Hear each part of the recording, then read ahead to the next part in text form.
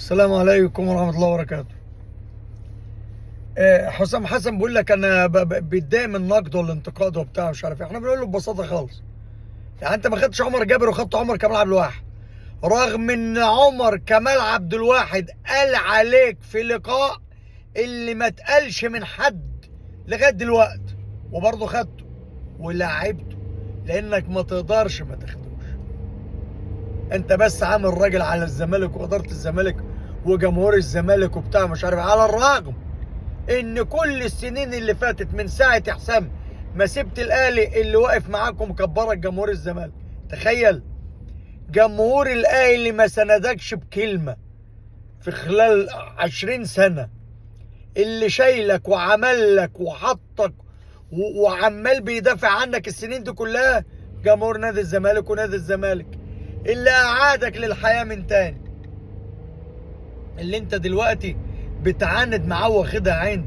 ورحمة ابويا وامي ما هتدرب النادي الاهلي يا حسام مهما عملت. شوف انت فشخة وبقيت خانع وخاضع لبيبو وشوشو وبتاع مش عارف ايه والكلام ده. خد بالك شوشو يعني ما هوش النجوى، يعني شوشو ما هوش النجوى، بس يعني ايه متسلط ولسانه وواصل ويقدر يتكلم عليك وبتاع. بس للاسف اما كان في اون تايم كان الدنيا كلها بتتفرج عليه. دلوقتي قناه فئويه، قناه اهلاويه، قناه النادي الاهلي، مين اللي بيتفرج عليه؟ الاهلاويه. ولو فما عادتش الهيبه والزيطه والزنبليطه بتاعك، كلهم لجان، سواء انت طلعت قلت ما قلتش. هو جيم المعرس هو اللي بيعمل كل الكلام ده. فانت يعني دورك ما تفكرش ان انت بس، هو يعني عارف مدى قربك من بيبو، فيعني ايه هو برضه بيجامل. بعدين يا حبيبي انت جاي لمصر، احنا مع الاخوان رفضنا الاخوان قلبا وقالبا علشان هم ما كانوش مصدقين ان هم مسكوا مصر. جايين بيعملوا الصالح ليهم للاخوان، احنا يعني نهضناهم والحمد لله راحوا. سعادتك جاي ماسك منتخب مصر، بس كل اللي يهمك الاهلي ومصالح الاهلي ولاعيبه الاهلي وخلافه. لا يا برنس، لا يا برنس، انت لازم تتعامل مع كل فئات مصر، زمالك، اهلي، مصر، اتحاد، كل الدنيا. تعامل راجل قوي راح واخد لي الولا ربيعه من بتاع مش عارف ايه. طيب ما انت عندك الجاهز. لا مش هلاعبه علشان انا بحب انوع. طب هو ده لو كان ياسر ابراهيم ولا لو كان كنت لعبت ربيعه ده خالص. قلنا امبارح اللي انت عملته مع عواد ده لن يغتفر، محدش هيغفره لك. وانا عارف ان انت يعني ايه سياسه الامر الواقع، انا عارف ان انا هينول انتقاد، وعارف ان انا هتبهدل وهتشتم وهتهان وهيتقل مني وكل حاجه، بس ايه ما باليد حيله. هو ده اللي عندي، ما انا ما اقدرش العب عواد علشان يعني ايه, والله ما هيسندوك، كان سندوا غيرك يا برنس. والله يا برنس ما يسندوك ولا يعرفوا يسندوك. خليك مع الحق، خليك حقاني عشان لما تيجي تتكلم كل الميديا بتتكلم على حسن شحاته 3/4 قوام النادي الاهلي، قوام المنتخب كان من الاهلي. كان لما بيكسب كل بيوت مصر كانت بتبقى في الشارع بتحتفل. وانا على فكره كنت كل اجازه، كل فتره بتلعب فيها الامم الافريقيه، انا كنت ببقى نازل اجازه في مصر، وكنت بحضر هذه المطوشه في مصر وبنزل احتفل انت مش متخيل لما غلبنا الجزائر وما كانش في النهائي. احنا عملنا ايه بورسعيد وفي كل بقاع مصر. وادي انت كنت لاعب ولا كنت بطلت مانيش متذكر. انما انت مش قادر لغايه دلوقتي توزنها. انت مش قادر توزنها. انت عمال تلبخ وجدت كحله هتعميه. الناس زعلانه من عواد، طب اطلع قول كلمتين لا كنت مستني بس اما الدنيا تحلو، ولو كنا في الوضع احسن وفايزين كنت هنزل عواد. ايه العبط ده؟ يعني انت هو عواد ده مثلا ولد ناشئ، ولا ولد راجع من اصابه، ولا ولد نص لب عشان تقول لما اضمن النتيجه في جيبي اقوم انزله وياخد روح الملعب ولا بتاع؟ جيت كحاله عمتها. مش عواد يا عم اللي اتعامل معاك الكلام ده، مش عواد.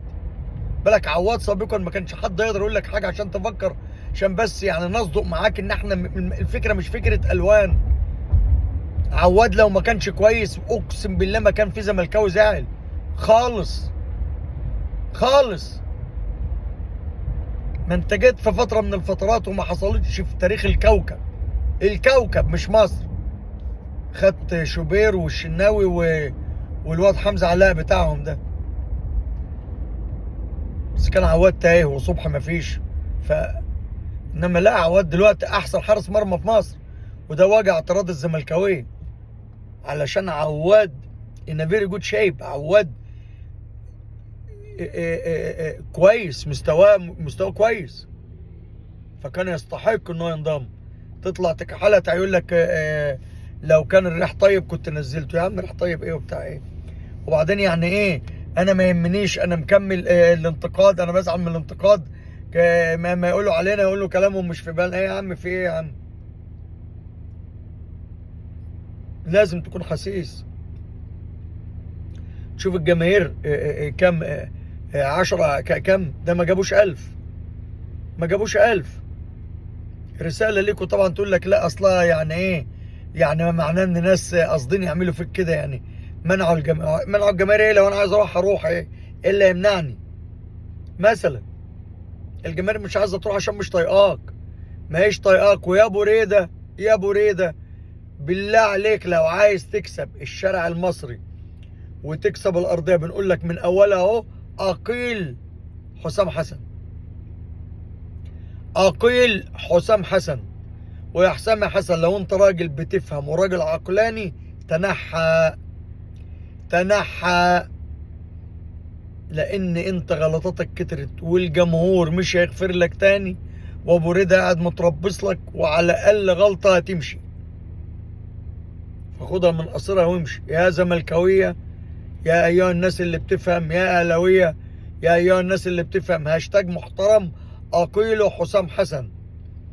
يقول لك طب ما هو نتائجه يا عم نتائج ايه ونيله ايه؟ ده بيلعب موريتانيا وبتسوانا وبتاع مش عارف ايه، يعني مهما كان. وعلى فكره كان في مطوشه منهم كانت صعبه جدا علينا، صعبه جدا علينا. شوف الفرق التانيه، المنتخبات التانيه يا عم. شوف المغرب يقول لك يا عم ما تقارناش بالمغرب. يا سيدي مش بقارن، بس انا بقول لك يعني في فرق. انت بتقول لي يعني ايه المستوى؟ اما يجي لك فريق زي موريتانيا ده ولا زي بتسوانا، لازم تكسبه في مصر بالميت 20 30 40 ونغلط ونعد من تاني وبتاع الكلام ده. انما تعادل وتقول لك يقول لك ماتش مش عارف ايه، وانا والاعلام ضد الاعلام. ما هو ضدك عشان انت دماغك خربانه، عشان انت بس بتخطب ود بيبو وشوشو، وده ما ينفعش يا برنس. انت مدرب لمنتخب مصر، لا تعقلها وتمشي زي الناس، يا ترحل ومع الف سلامه غير مأسوف عليك. كل اللي كانوا بيتمنوا ان انت تيجي، كل اللي كانوا بيتمنوا ان انت تيجي زعلوا زعل السنين ان هم جم في لحظه ايدوك، وانا اولهم. انا عشت عمر كله من ساعه ما انت سبت الاهلي احسام وجيت لنادي الزمالك، شوف من كام سنه، وكل الدعم، وكنا بنقول حقك ولازم تيجي، ويقول لك هينفعل وهيتعصب وبتاع. يا جماعه ادوا فرصه، يا جماعه انتوا بتقدروا البلا قبل وقوعه، من حقه يدرب. جيت تدرب على اساس ان انت هتبقى، ادي انت شايف بقيت بطه بلدي، بطه بلدي، ومحيط تاريخ الرجوله كله اللي انت عملته.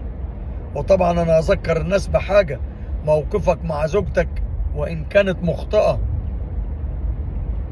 وان كانت انها برضه ما خدتش بالها انها مرات حسام حسن، بس هي زوجتك حتى وهي مخطئه، زوجتك. والحمد لله ليست قضيه شرف او حاشا لله، ست محترمه وعلى دماغنا، غلطت وكتبت وبتاع. وانا طبعا يعني كنت مستغرب ليه هي تخش في السكه دي، انما هي حره، كل واحد حر. كل واحد حر، بس يتحمل نتيجة غلطه إذا كان مخطئ. احنا بنتكلم على موقفك انت مع زوجتك نفسه، وبفكر الناس باللي انت عملته مع زوجتك. الكلام ده مش من بعيد، ده من كام شهر فاتوا.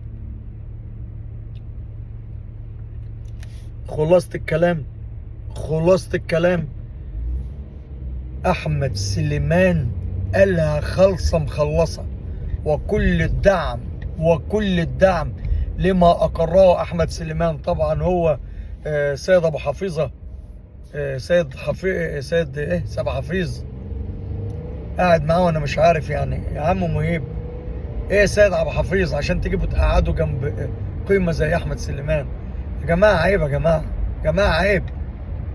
يا جماعه عيب مش كده يعني. ايه مين سيد ابو حفيظ عشان تجيبوا تقعدوا مع الكابتن احمد سليمان، مدرب منتخب مصر وحاصل على 3 بطولات لمنتخب مصر مع الكابتن حسام حسن، مع الكابتن حسن شحاتة، وعضو من انجح اعضاء مجلس اداره نادي الزمالك. تعال انت تجيب واحد زي سيد حفيظ يقعد معاه. عايز تجيب سبع حفيظ، هات مع احمد المرغني، هات معاه اي حد في نفس الليفل، في نفس المستوى. انما احمد سليمان، وبصراحه يعني احقاقا للحق، اول مره اشوف احمد سليمان يلبس ثوب الاشداء. كان قوي، كان بيتكلم بقلب بحرقه على نادي الزمالك. هو ده اللي انا قلته له يا كابتن احمد، بلاش تقعد تبقى بدله والكرافته دي. انزل لهم وانزل لكم. امبارح احمد سليمان نزل لكم، يعني كان ناقص يديكم المنقى يا خيار. بس طبعا يعني حرصا على البرنامج وتقاليده والشاشه و يعني التزم الادب، انما جاب حق الزمالك تالت ومتلت، ونحن معاه. واعتقد ان ما فيش حد في مجلس الاداره ابدا مخالف لهذا الراي، ان لم يكن يخضع للوائح. ما توديش لعيبه من الزمالك تاني المنتخب. خلي حسام يشبع ببيبو، لعيبه بيبو وشوشو وابن شوشو والدنيا، ونزغرط له ونطبل له كمان. ده لو قعد حسام حسن، لو قعد.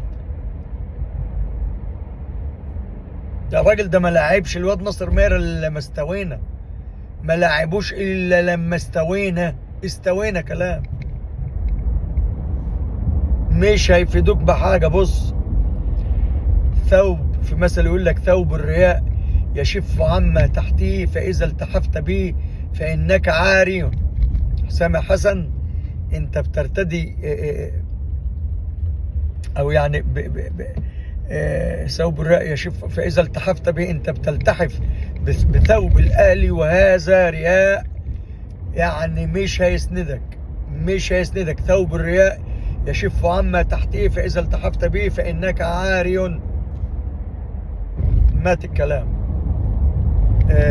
الاخوه اللي كانوا بيدافعوا عن امام عاشور ويقول لك ما كانش والاهلي ومن يقدر ولا يتحبس ولا ثانيه ولا بتاع، النهارده راعوا الشهر العقاري، مضى على الصلح، البرنس الثاني ابج انتهى وطلع براءه. لا الاهلي وقوته ولا ابو عصام ولا ابو الثاني ده ابو ناصر ولا مخلوق اتخلق كان يقدر ينجي امام من الحبس الا التصالح.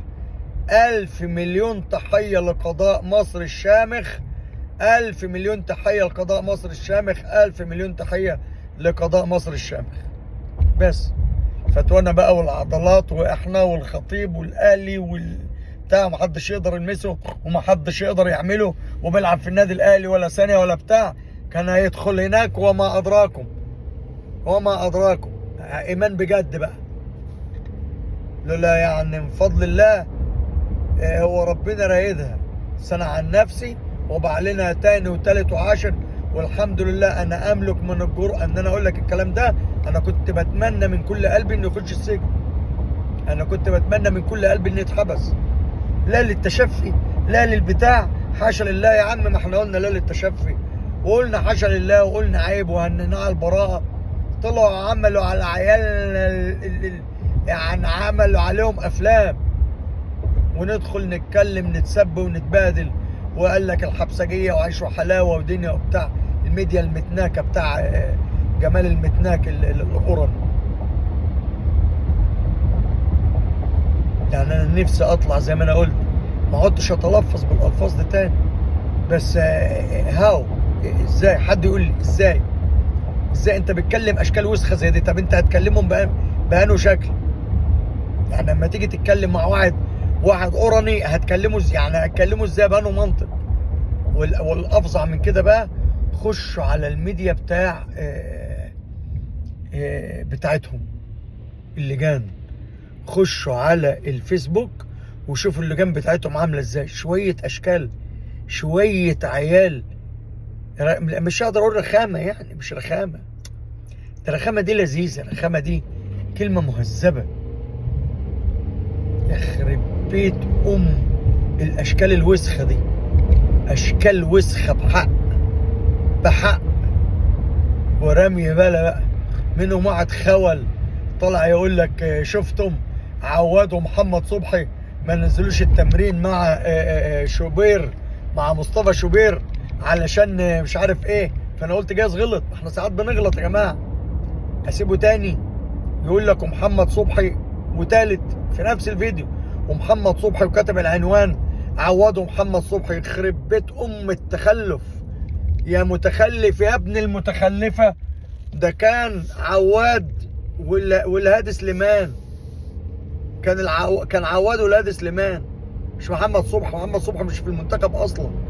قلنا جاز غلطه مثلا، غلطه لسان، ما احنا ياما بنغلط واحنا بنتكلم في فيديوهاتنا ولا لايفاتنا ولا كررها وكررها وكاتبها منشط كمان. يعني قلنا سرح مثلا، انما لما يجي يكتب مثلا يقول لك عواد والهادي سليمان، لا قال لك عواد وصبحي. يخرب بيت هذه الاشكال الوسخه اللي يعني ايه بتاعتكم اللي احنا بنتعامل معاها. فيعني ازاي نكون مؤدب مع ناس زي دي؟ بنقول لامام ايه ده على نفسك، عديتها اهوت علشان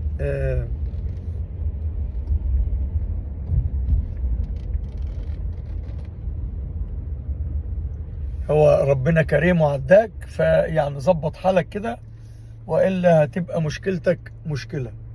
اشوفكم على خير والسلام عليكم.